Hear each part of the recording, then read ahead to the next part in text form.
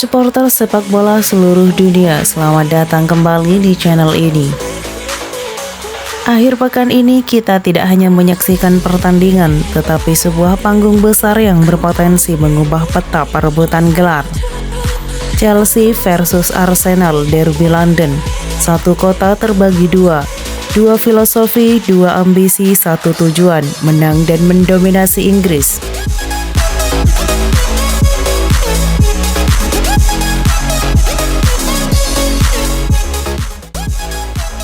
Stamford Bridge bersiap jadi pusat perhatian dunia, namun sebelum peluit berbunyi, ada ketegangan besar yang mengisi Highland. Ruang perawatan lebih ramai dari ruang taktik, banyak nama belum pasti tampil, dan laga sebesar ini bisa ditentukan oleh siapa yang paling utuh bertahan. Karena dalam pertarungan panjang, yang kuat belum tentu menang, tapi yang paling siap dialah yang bertahan hingga akhir.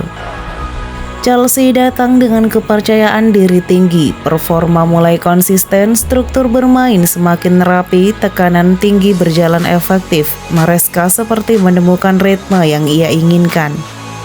Namun masalah datang dari titik yang tak terlihat. Cole Palmer, otak serangan, top skor, pemain paling menentukan musim ini, dipastikan absen karena cedera jari kaki setelah insiden di rumah. Padahal sebelumnya ia juga baru pulih dari masalah pangkal paha. Selain Palmer, beberapa nama belum sepenuhnya match fit.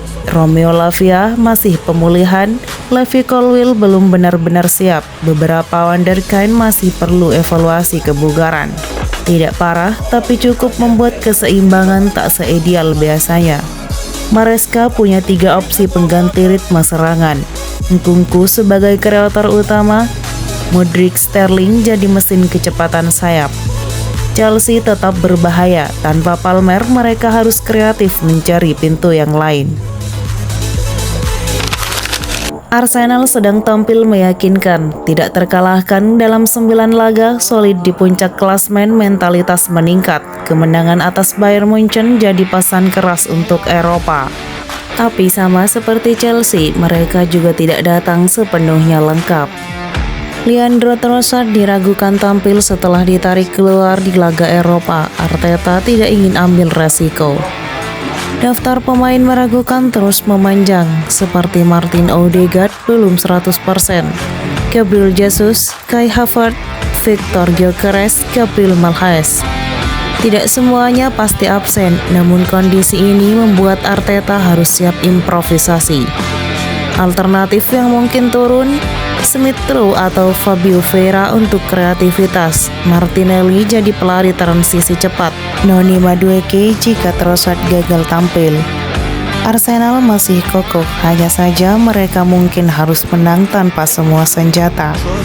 Tanpa Palmer, finishing akhir dan keputusan bola terakhir jadi kunci. Mereka mungkin tidak punya pemecah kebuntuan alami, tapi punya kecepatan mematikan jika ruang terbuka.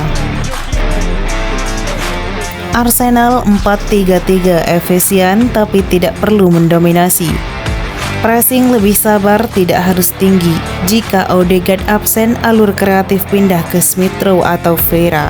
Sesayap, Sterling atau Modric versus Martinelli atau Trossard. Efisiensi penyelesaian, siapa paling klinis dalam 1-2 peluang. Kesalahan kecil bisa jadi titik runtuhnya pertandingan. Ini bukan soal siapa yang paling komplit, tapi siapa yang paling siap memanfaatkan kesempatan terkecil. Pertarungan ini bisa jadi titik balik Liga Inggris. Jika Arsenal menang, jarak gelar bisa makin jauh. Jika Chelsea menang, persaingan kembali panas. Pertanyaannya, siapa yang keluar sebagai Raja London? Siapa yang jadi pembeda pada malam besar ini? Tinggalkan prediksimu di komentar, jangan lupa like, share, dan subscribe.